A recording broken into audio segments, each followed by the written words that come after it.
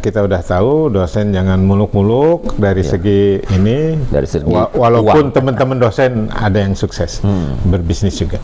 Nah, apa visi misi yang tadi ditanyakan oleh Bang Perdi?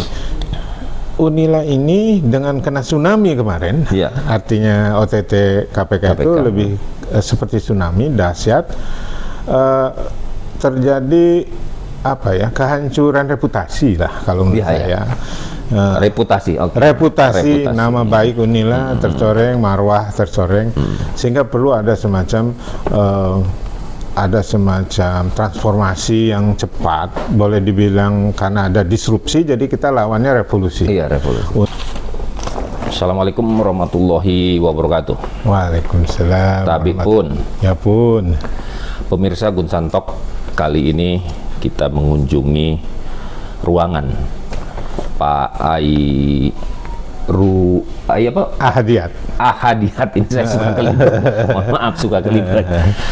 Beliau ini doktor dari Fakultas Ekonomi dan Bisnis Unila.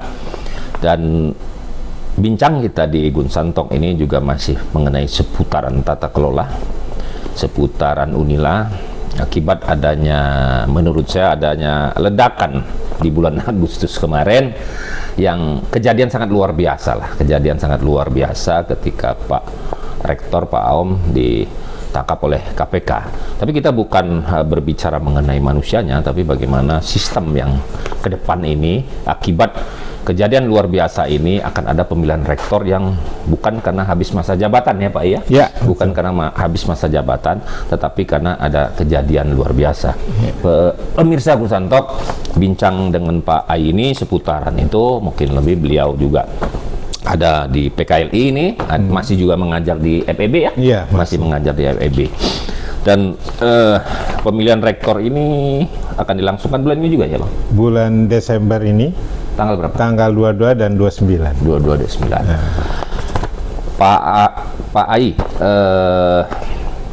pemilihan ini akan segera berlangsung, dan di kejadian kemarin pada saat pencalonan ada proses 35% hak suara dari Kemendikbud. Ya. Nah, di luaran ada pendapat itu hak suara itu ada yang minta dihapuskan ataupun ada yang juga tidak, karena mereka punya wewenang.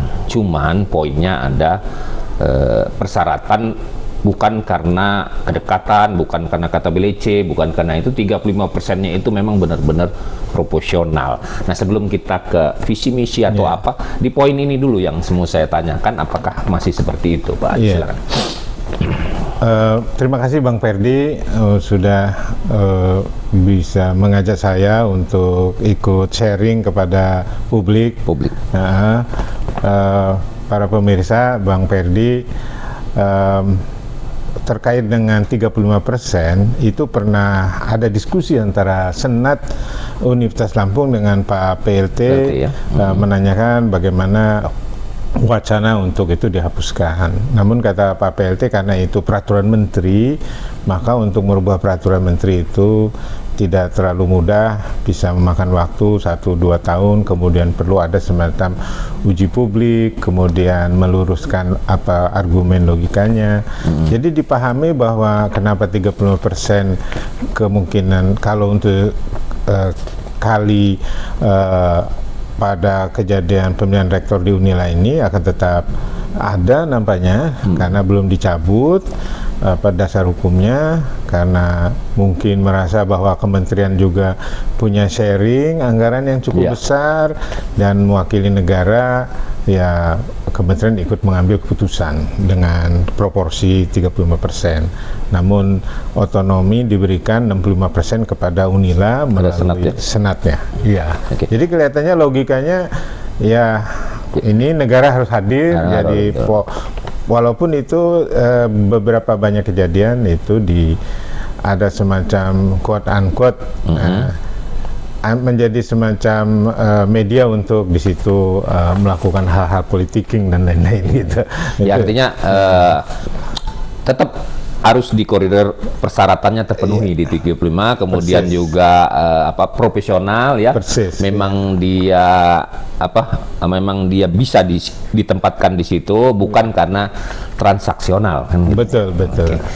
Nah, Pak Ai, ini kita bicara mungkin kalau visi misi yang lebih detail itu nanti di sosialisasi di Iya. senat-senat aja Iya, ya kan. iya. Tapi ini karena publik ini, Iya. mohon maaf karena publik ini juga peduli, Pak. Iya. Universitas ini tercoreng satu-satunya di Indonesia mungkin seperti ini, Iya. dan mereka peduli dan menjadi berita nasional. Jadi tidak ada salahnya juga kita membicarakan visi misi ke depan Iya. itu Unila ini seperti apa. Karena 60% menurut saya mahasiswa Unila ini juga dari luar, Pak. Betul. Dari luar ya, Pak. Ya. Betul, bahkan dari luar negeri. Dari luar negeri juga. Oh, yang di Unsur. Ini dari luar negeri ya? Dari luar negeri. Beasiswanya Unila malah ya? Beasiswa Oke. Unila dari luar negeri. Nah, jadi pemirsa Gun Santok juga sangat perlu peduli ataupun ingin tahu seperti apa sepak terjangnya. Dan mungkin yang pertama, saya minta penjelasan tentang visi misi, kenapa Anda turut serta di pemilihan calon rektor ini? Nah, ini yang menarik. Pertanyaan itu sampai penguji tes psikologi juga bertanya. Oke. Begitu tidak diperhitungkan atau dalam tanda kutip kok terlalu berani gitu. Iya, iya. Oh. Justru gini, saya pada sejak di Unila tahun 91 ya. Masuknya 91? 91. 90 sebenarnya, 91 saya di SK-kan. Jadi udah terlalu lama dan saya mengikuti Unila dan bahkan turut dalam Unila ini berkembang ya. Sehingga tahu betapa Unila ini dibangun dari keringat dan dari upaya yang visioner lah beberapa rektor-rektor Masih pendahulu. eranya siapa dulu? Dulu saya Rektornya? Pak Alus Hidupi ya? Alus Hidupi Iya. Amim. Jadi Pak Alus Hidupi Amim adalah orang yang paling berjasa merubah hidup saya yang tadinya mungkin saya mau jadinya eksekutif di bank atau di mana. Karena ekonomi. Ya, akhirnya saya tadinya mau apply ke BI, ya udah akhirnya dosen. Dan kita udah tahu dosen jangan muluk-muluk dari segi ini, Dari segi walaupun teman-teman dosen ada yang sukses berbisnis juga. Nah, apa visi misi yang tadi ditanyakan oleh Bang Perdi? Unila ini dengan kena tsunami kemarin, artinya OTT KPK itu lebih seperti tsunami dahsyat, terjadi kehancuran reputasi lah kalau menurut saya. Reputasi, reputasi, nama baik Unila tercoreng, marwah tercoreng, sehingga perlu ada semacam transformasi yang cepat, boleh dibilang karena ada disrupsi, jadi kita lawannya revolusi. Iya, revolusi. Untuk bangkit, sehingga harus ada upaya-upaya tidak biasa saja. Karena Unila bukan kejadian tidak biasa-biasa. Kayak post mayor ya, tidak Post mayor dan atau berarti normal. Iya, new normal aja melakukan disequilibrium, melakukan equilibrium lagi dan melakukan upaya yang kuat. Kenapa? Contohnya misalkan gini, Bang Ferdi, karena ini layanan internasional yang kami geluti sekarang, ketika kita bersurat ke universitas luar negeri, ke Korea, ke Jepang, terus dijawab, no, we cannot currently currently we cannot doing MOU with you because you are involving in bribery, katanya. Wow. Involving in bribery. Bribery. Jadi dia ngelacak di Google, ternyata ada media di koran Indonesia yang berbahasa Inggris, memberitakan itu dan justifikasi jadi lah. Ya, jadi itu sangat terpukul kami. Jadi reputasi langsung anjlok. Berarti kita tidak biasa-biasa aja. Jadi ini internasional, standar etik yang harusnya perguruan tinggi bawah hancur karena mungkin 1, 2, 3 orang yang terlibat. Karena oknum. Iya, karena oknum. Jadi memang persoalan di integritas ya. Iya. Dan etika akademik, kemudian akhirnya akuntabilitas hancur. Transparansi juga tidak ada tentunya, kejadian itu maka terjadi. Nah, kita mau jawabnya adalah bagaimana Unila sekaligus membenahi reputasi, marwahnya bangkit kembali, Unila menjadi world class university. Jadi world class university. Unila adalah perguruan tinggi berkelas dunia. Itu Kenapa? menurut Pak Ai bisa dengan adanya tadi justifikasi Iya, luar jadi itu, kita bisa hancur, diubah itu. lompat sekaligus. Jadi itu momentum yang menurut saya perlu dilakukan. Kita tidak habis energi untuk mengatasi menangkis persepsi negatif publik. Kita langsung lompat untuk dapat plusnya. Jadi kita karena saya diajari di ekonomi harus berbicara keuntungan, surplus. Berarti kita sekali Modal melangkah, kecil-kecil ya. iya, sekali melangkah harus ada 2-3 ambilan. pulau terlampau. Iya, harus ada ambilan. Jadi benefitnya harus lebih banyak. Nah, itu strateginya, jadikan Unila world class university. World class. Iya. Oke. Jadi ada poinnya pemirsa Gun Santok, world class university. Karena memang benar tadi saya juga belum bicara bahwa Unila juga disorot, bukan lokal aja gitu, disorot sama university di luar sana. Di luar betul kata dunia, iya. Pak Ai memang yang membidangi internasional ini. Perlu ada lompatan-lompatan ya, Iya, Pak Ai ya. betul. Perlu ada lompat-lompatan untuk menjaga agar bisa menjadi world class university. Iya. Oke, baik, kita ini bincang santai. Ya. Sersan nggak serius tapi santai, santai aja. Ada beberapa hal yang ingin saya tanyakan soal menurut saya ini. Mohon maaf kalau saya salah. Menurut saya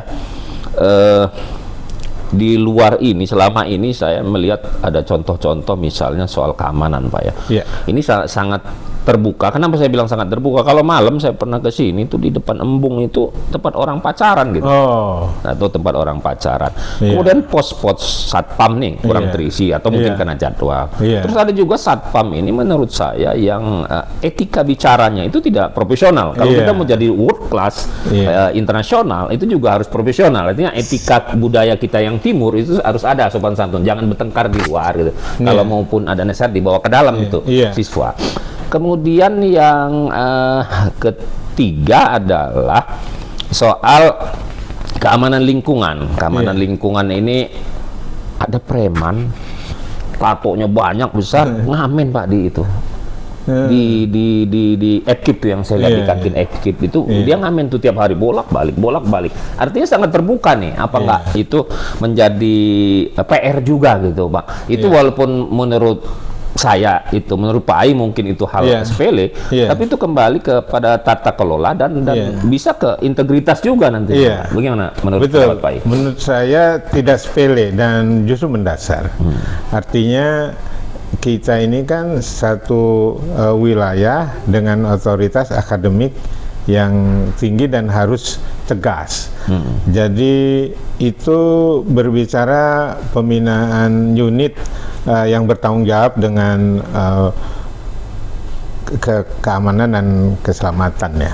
Artinya lebih ke safety and security ya. Safety and security. Security. Artinya tentu organisasi satpam ini harus secara berkala, secara rutin dilakukan pembinaan, pelatihan, dan kemudian dilakukan standarisasi.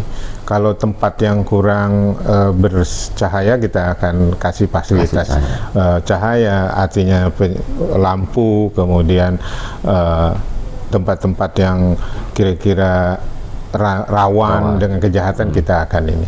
Bahkan seperti yang ngamen pun, ya mungkin kalau sudah di setiap food court difasilitasi mahasiswa sebagai creativity corner ya, tidak perlu lagi ada orang ngamen, jadi mahasiswa aja yang bermain musik di situ dengan konsep ngamen yang orang bisa sukarela. Jadi mahasiswa punya kemampuan manajemen entertainment, kemampuan tersalurkan dan kemudian publik yang ada di situ terhibur dan pihak-pihak yang mau memanfaatkan kevakuman, karena kita tidak hadir. Kevakuman yang mengisi ruang itu otomatis dia akan tidak bisa sembarangan. Dan tentu kalau ada hal-hal yang melanggar atau mengancam atau bakal menimbulkan kerawanan, ya minta nanti Satpam bisa akan lebih tegas. Saya akan coba membangun satu sistem kerjasama dengan TNI Polri mungkin Ya, untuk tata kelola yang baik buat manajemen Iya. kalau kita lihat ya. Iya. Jadi tata kelola itu kan bagaimana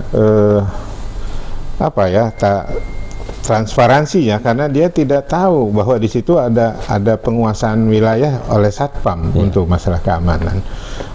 Dan Satpam Satpam harus akuntabel, harus bertanggung jawab untuk memastikan bahwa itu 1 kali tidak 24 mengakibatkan. jam. Iya, berarti tur Jawali Tur Jawali. tidak jalan. Ya, pengaturan, penjagaan ya. Karena itu penting juga membuat keamanan ya, gitu, iya, pengawalan lalu lintas tidak jalan. Nah, tur Jawali ini harus ada indikator kinerja bagi Satpam. Satpam harus buat reporting, mungkin ada dashboard IT nanti untuk saling melaporkan. Dan ada evaluasinya kan gitu. Ada evaluasi. Yang mengevaluasinya siapa harus dibuat juga mungkin ya. Betul. Ya karena saya parkir ya. Saya pernah lihat tuh parkir motor sembarang di pintu masuk diparkir aja gitu. Ini ada persoalan di tempat parkir yang mungkin kita harus buat sistem perparkiran yang lebih tertib dan lebih berdaya tampung cukup. Ketika kita overload mungkin tidak boleh dipaksa. Kalau overload sudah harus ada tanda no space sehingga silakan tempat lain atau di tempat yang bahkan mungkin luas. Kita harus sudah mulai ada kantong parkir yang memang terkelola dengan profesional dalam tanda kutip, kemudian penuh keamanan, dan kita akan misalkan pengembangan mobil listrik untuk internal kampus, kemudian koridor antar fakultas. Kan ada teknik juga kan ya? Iya, kita udah punya contoh mobil listrik dari teknik elektro dan teknik mesin. Oke. Nah, kita flashback lagi nih. Ya, nah, sebelum kita agak berat-berat dikit, kita flashback. Pak ini lulusan S1 ekonomi ya? S1 ekonomi jurusan manajemen. S2 di mana ekonomi S1-nya? S1 di sini di Fakultas Ekonomi Universitas di Unila juga ya? Iya, tahun 84 masuk. Kalau SMA segala di sini? SMA juga? Di SMA 3 Tanjung Karang. Oh, berarti anak SMA jadi, Palapa. Puas di sini dong ya? Iya, saya SD dari sini. Walaupun lahir di Bandung, ayah saya TNI, kemudian TNI. Iya, diajak ke sini dan berkarya. Dinas di sini? Iya, di Dolok waktu itu. Dolok maksudnya di depan logistik, Bulog sekarang ya. Dulu kan Dolok. Iya, oke. Nah, S2-nya di Western Michigan University, saya ngambil MBA. Di Michigan. Di Michigan, ambil MBA, kemudian setelah itu S3-nya di UGM, Sandwich College dengan University of Kentucky, Gatton College. Oh, kerjasama sama Kentucky. Iya, betul. Ngambil bisnis juga, saya disertasinya di Strategic Management. Di Strategic Management. Nah, ini. Jadi di Michigan berapa lama? Karena saya pernah di Michigan juga. Gitu ya. Saya di Western Michigan itu hampir 2 tahun. Hampir 2 tahun. Ya. Dan di sana banyak pengalaman menarik. Saya pernah jadi ketua. Tinggal di sana. Ya, dingin. Banyak danau. Saya tahun 91. Waktu saya masih di komputer dengan IBM ya, karena kita ngobrol-ngobrol. 92 sampai 94. Asik saya bilang di Michigan tuh enak gitu di Michigan. Oke. Chicago ya. Oke. Nah, pemirsa Gus Sontok, tadi kita sudah ada poin-poinnya, integritas dan tata kelola ya, mungkin tetap akan ditindaklanjuti oleh Dr. Ai. Nah, ini dari calon rektor ini yang terbanyak sekali ini adalah dari ekonomi 3 orang. 3 orang. Dan belum profesor. Iya. Tidak ada masalah dia. Jadi tidak ada yang mensyaratkan harus profesor karena profesor kan spesifik keilmuan.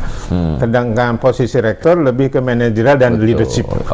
Jadi asal syarat dasar terpenuhi, maka lolos. Ini orang awam, di luar orang awam, pilihannya rata-rata kalau rektor itu profesor gitu. Kebanyakan tidak ada persyaratan, tapi banyak juga rektor. Karena itu bukan gelar akademis ya. Bukan jabatan akademik, tapi tugas tambahan struktural. Oh, tugas tambahan struktural. Oke, kembali gini, dimanapun kita memimpin, kalau di pemerintahan juga ada pembangunan, ya Pak Ai. Unila perbangunannya bergerak nih, rumah sakit walaupun sempat terhenti, ini bergerak nih ya, bergerak terus menerus. Nah, konsep apa yang akan diterapkan ketika lahan-lahan ini makin sempit, Pak Ai? Karena kan mahasiswa ini perlu juga santai di bawah pohon. Kalau pohonnya tebang bangun lama-lama habis. Seperti apa ini, Pak Ai? Jadi Bang Ferdi, terima kasih. Ini pertanyaan yang luar biasa dan tidak mudah dijawab. Jadi kita ingin kampus ini secara infrastruktur world class. World class harus tetap hijau dia. Harus green metric. Green metric, betul. Jadi green metric kita akan kejar. Bangunan-bangunan untuk mengejar itu harus vertikal. Kita harus koefisien lantai bangunannya sesuai dengan peraturan dan lebih punya ada ruangan untuk serapan air gitu kan. Kemudian vegetasinya lengkap dan kampus adalah sekaligus laboratorium bagi teman-teman kehutanan, teman-teman biologi. Jadi menjadi ruang dan baik indoor maupun outdoor. Itu tempat cari nyaman. Tempat cari ilmu dan nyaman. Pak I kan pernah di Michigan tuh. Iya, jadi kita bisa barbecue, bisa duduk di rumput, bisa diskusi, dan itu harus kita coba klimatisasi. Jadi iklim atmosfer akademiknya harus didorong ke sana. Sebenarnya di kita juga udah ada spot-spot itu di lapangan. Jadi pembangun tetap meningkat atau ada program rencana di tempat lain? Nah, sayang kalau lapangan bola itu Pak I kalau dibangun saya betul. Alhamdulillah. Kalau saya sih sudah zero growth untuk building di sini. Kalau kecuali dia zero vertikal, growth, zero growth. Kecuali vertikal. Ya. Konsepnya. Jadi dia harus horizontal sudah zero. Vertikal. Kemudian alhamdulillah Pak Gubernur udah berjanji pada saat rektor baru nanti kita akan diberikan pelaksanaan serah terima kota baru 150 hektar itu.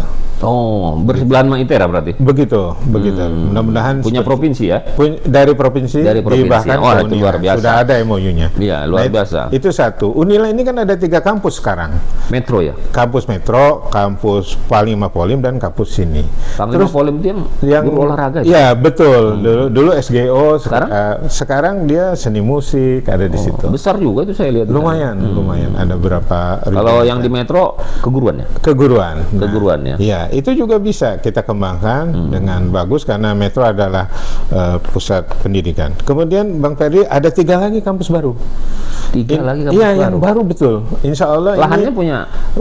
Jadi kampus barunya namanya program studi di luar kampus utama. Sedang dalam proses menunggu izin dari kementerian, yaitu di Terbanggi di Lampung Tengah. Itu kampus PSDKU Unila Lampung Tengah. Apa PSDKU itu? Program studi di luar kampus utama. Jadi seperti ITB Cirebon gitu kan. Unan Payakumbuh. Kalau payungnya tetap di sini ya? Unila menginduk ke kampus utama. Tapi dia nggak berdiri di sini, nggak ada. Kampus di luar kampus utamanya itu. Ya. Itu yang satu. Yang kedua Tubaba di Paneragan di dekat komplek Pemda. Itu Bupati Umar udah menghibahkan 10 hektar. Itu berdampingan nggak dengan yang Sugar Group punya? Sepertinya iya. Ada sekolah. Iya, sepertinya tidak terlalu jauh dari situ. Iya. Kemudian yang satu lagi di Waikanan. Rumah sakit Waikanan. Rumah sakit pemerintah Pemda yang Jenderal Abidin Pagaral. Itu dihibahkan ke Unila, akan dikembangkan PSDKU Unila Waikanan. Nah, ini jadi 6 kampus sekarang. Kalau ada hadiah dari Pak Gubernur, ada 7. Di samping kita punya tanah-tanah lain. Tinggal tata kelola yang baik ya, tata kelolanya. Jadi tata kelola artinya yang berkesinambungan ya. Seperti kemarin saya podcast dengan wawancara juga dengan Pak Sarip Maya soal kebijakan publik. Jadi soal pembangunan yang berkelanjutan. Misalnya pembangunan yang dilakukan IKN saat ini. Kalau ganti presiden jangan sampai itu enggak dimatikan gitu. Iya, discontinue gitu kan. Jadi itu juga perlu ditindaklanjuti bagaimana aturannya kan regulasinya ada di statuta sini ya. Nah, ada satu hal lagi. Saya dengar-dengar dari kawan-kawan ini, tahun depan dosen kita di Unila ini banyak yang pensiun, Pak. Ini bagaimana rancangannya? Kok bisa nggak terkelola? Iya, tahun depan banyak pensiun karena memang sudah usia berdasarkan peraturan kepegawaian di pegawai negeri PNS atau ASN yang ada di Indonesia. Tentu disikapinya ada beberapa cara kita mengembangkan manajemen sumber daya manusia yang berkelanjutan. Artinya perlu ada semacam proyeksi Ya, dan betul, distribusi. Biar ke depan itu nggak tiba-tiba Harus kekurangan smooth. gitu. Jadi harus smooth. Tidak ada stagnasi kemudian terdistribusi. Tidak ada stagnasi, oke. Bisa chaos, dan saya jamin kalau mungkin nanti kemudian kita diberi amanah, Iya, bisa. saya akan mengerahkan segala kemampuan. Kebetulan saya di Lampung ini area direktur Gerakan Nasional Indonesia Kompeten. Indonesia kompeten. Jadi semua HR, teman-teman HR korporasi di Jakarta itu menghimpun diri di GNIK. Nah, saya sering sertifikasi menjadi asesor, supervisor, manager, HRD gitu. Nah, seperti itu kita akan terapkan proyeksi smooth, sehingga ketika ada discontinue, ketika ada pensiun, Jangan atau sampai ada stagnasi. jangan Jadi sampai sudah ada terprediksi stagnan. gitu. Sudah Ada terprediksi. proyeksi dan kemudian Ada ada proyeksi. beberapa plan, skenario-skenario, dan itu harus diyakini bagi pemegang jabatan, pemangku jabatan kepegawaian dalam ini. Itu dari fakultas-fakultas ya? Dari universitas dan fakultas. Jadi Dari bawah dulu nggak? Dari fakultas dulu yang minta? Lebih ke kalau kebutuhan diproyeksi oleh fakultas. Fakultas kebutuhan. Dan jurusan atau prodi. Kemudian dikonsolidir di Unila, dan kemudian akan kelihatan Di rektorat ya? Nah, untuk nanti kita harus punya HR Information System. HR, Human Resource, oke. HR Information System, Human Resource Information System. Jadi human capitalnya akan kita bukan robah, kita perbaiki dengan konsep terkini. Bagaimana human capital development? Ya, karena kalau Pak Ai, jadi tetap harus melibatkan para dosen di sini ataupun para pekerja di sini. Tentunya kan nggak bisa kerja sendiri tuh. Sangat. Jadi partisipasi di bawah, teman-teman dosen juga untuk menjaga kontinuitas harus juga dibina kaderisasi. Begitu ada mahasiswa berprestasi dan kemudian punya prospek bakal membawa Unila jadi kelas dunia, mahasiswa itu harus segera diberi tawaran, bahkan difasilitasi untuk sampai S3, kemudian dipastikan dia agar tetap di Unila komitmennya, karena tawaran di luar bisa jauh lebih menarik. Ya, karena kita saya sebagai orang luar pinginnya yang jalan di Unila ini bukan orangnya, sistemnya gitu yang jalan. Iya, bukan Jadi, by system, bukan by Sinten. bukan by Sinten. Jadi by system gitu. Jadi kalau Pak Ai terpilih, mungkin ini sangat lebih baik kalau itu by system. Jadi siapapun nanti yang ke depan meneruskan Tinggal generasi jalan. ini sudah tinggal jalan, paling perbaikan-perbaikan sedikit ataupun Iya. karena teknologi kan.